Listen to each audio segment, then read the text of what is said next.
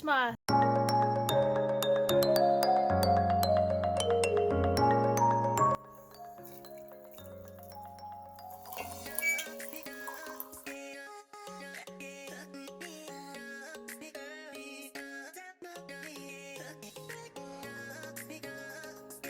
কালকের ভিডিওতে বলেছিলাম যে ক্রিসমাস কেক রিভিল হবে আজকে।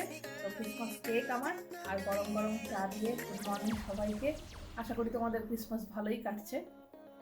তো চলো চা খেতে খেতে ক্রিসমাসের সকালটাকে এনজয় করি আজকে। কেমন হয়েছে কেক? ভালো হয়েছে? তোমার বানানো বেস্ট কেক। এটা আমার বানানো বেস্ট কেক। আমরা যখন কেক খাচ্ছি সকালবেলা, আর একজনকে দেখো, কি তুমি কেক খাবে? কেক খাবে? আচ্ছা ঠিক আছে, ব্যবস্থা হচ্ছে, দিচ্ছি, তোমাকেও দিচ্ছি, তুমিও খাবে। অল্প একটু কেক খাবে তো? আগে একটা কিসি দাও, আগে এখন দেবে না? আচ্ছা। Oh my baby happy, oh my baby. আর নেই, শেষ হয়ে গেছে, শেষ হয়ে গেছে। হাত চেটো না, হাত চেটো না। হ্যাংলি বুড়ি, হ্যাংলি বুড়ি, হ্যাংলি বুড়ি, একটা হ্যাংলু বুড়ি। ক্রিসমাস স্পেশাল লাঞ্চে আজকে রান্না করব চিকেন চাঙ্গেজি। তোমাদের সাথে রেসিপিটাও শেয়ার করে নিই। প্রথমে কড়াইতে পরিমাণ মতন একটু তেল দিয়ে দিচ্ছি। তেল ভালো করে গরম হলে এর মধ্যে কুচনো পেঁয়াজ দিয়ে ভালো করে নেড়ে চেড়ে লাল লাল করে একটু ভেজে নিতে হবে। পেঁয়াজটা অল্প অল্প ভাজা হয়ে গেছে, একটু গোলাপি মতন হয়ে গেছে, একটু রং চলে এসেছে। এটার মধ্যে এবারে টমেটোটা অ্যাড করে দেবো।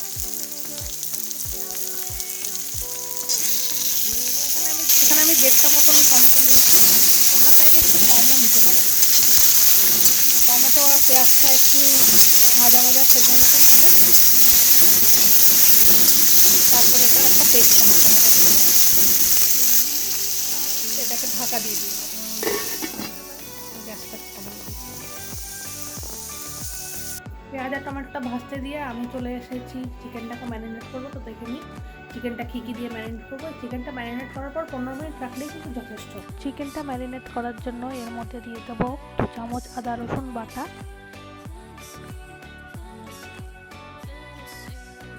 1 চামচ পরিমাণ মতো চাট মশলা, 1 চামচ পরিমাণ মতন জিরে,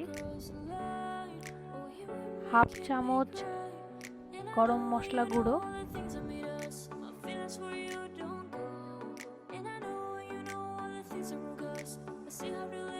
আর দিতে হবে 1 চামচ কাশ্মীরি লঙ্কা গুঁড়ো,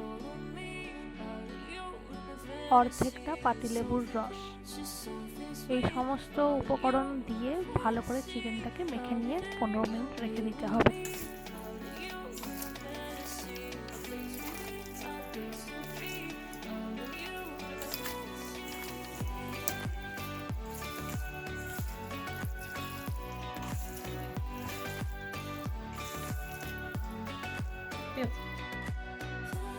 এদিকে পেঁয়াজ আর টমেটোটাও ভালো করে বেশ ভাজা হয়ে গেছে, নরম হয়ে গেছে।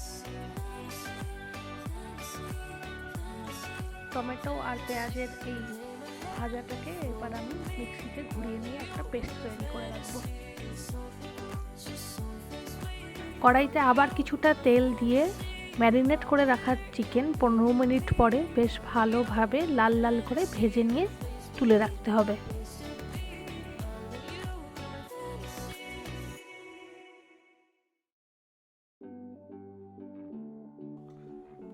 চিকেনটা ভাজা হয়ে গেছে, তুলে নিয়ে এবার কড়াইতে আবার তেল দিয়ে আমি প্রথমে লাল লঙ্কার গুঁড়ো, হলুদ গুঁড়ো, 1.5 চামচ মতো ধনে গুঁড়ো দিয়ে ভালো করে মশলাটাকে কষিয়ে নিচ্ছি।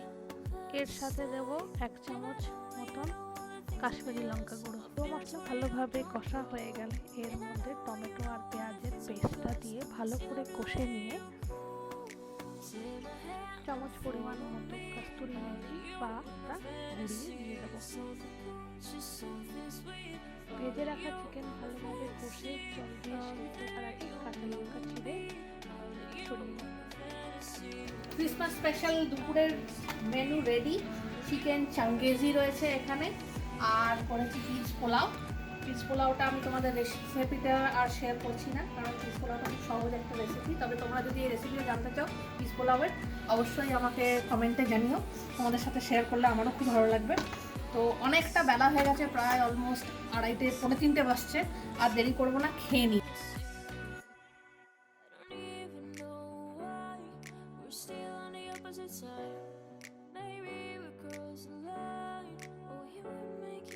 পঁচিশে ডিসেম্বর বলে মনেই হচ্ছে না, প্রচণ্ড গরম বাইরে, 26 ডিগ্রি টেম্পারেচার এই মুহূর্তে।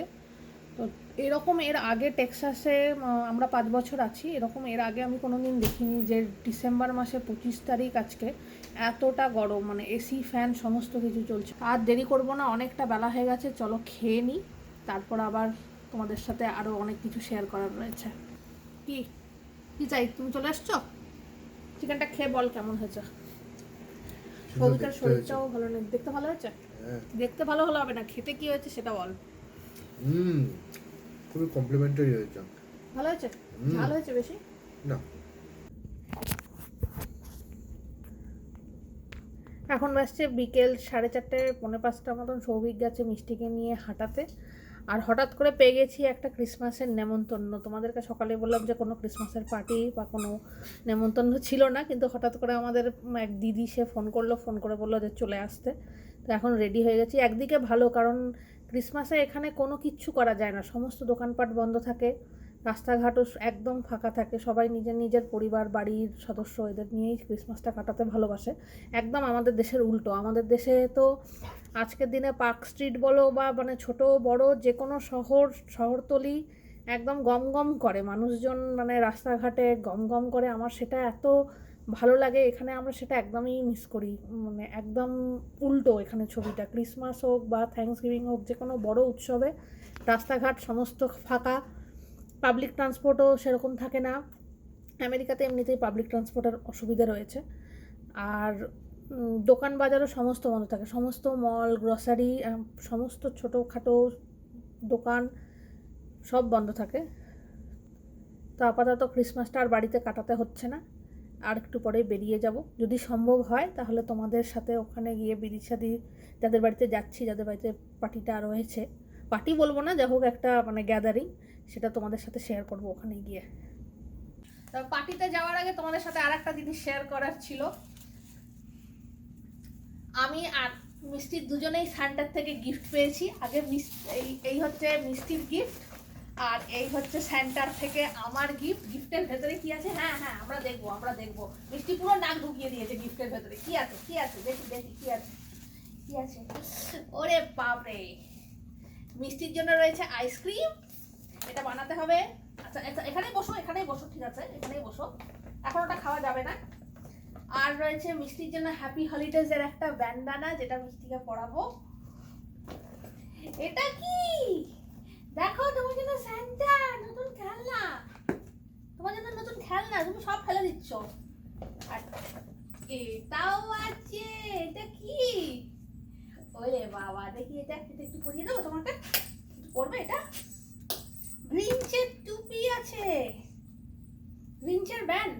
দেখো মিষ্টি, তোমার জন্য বাবা নিয়ে এসছে গ্রিনচের ব্যান্ড। পরো দেখি কেমন লাগছে তোমাকে, ভুতুর মতন। কত সুন্দর লাগছে। এদিকে ওদিকে যাচ্ছ, ব্যান্ড পরে কোথায় চলে যাচ্ছ? ব্যান্ডটা পরে মনে হচ্ছে মিষ্টি একটুও খুশি হয়নি। সিট, বসো। এই দেখো এখানে আরো খেলনা আছে তোমার, দেখো। স্যান্টাকে মিষ্টিকে দিই, মিষ্টির স্যান্টা এখানে আছে। মিষ্টি স্যান্টা, এটা তোমার স্যান্টা। আর এখানে আরো বল আছে মিষ্টির, এগুলো তো পরে খুলছি, আগে আমার গিফটটাও একটু খুলে নিই, দেখি কি আছে।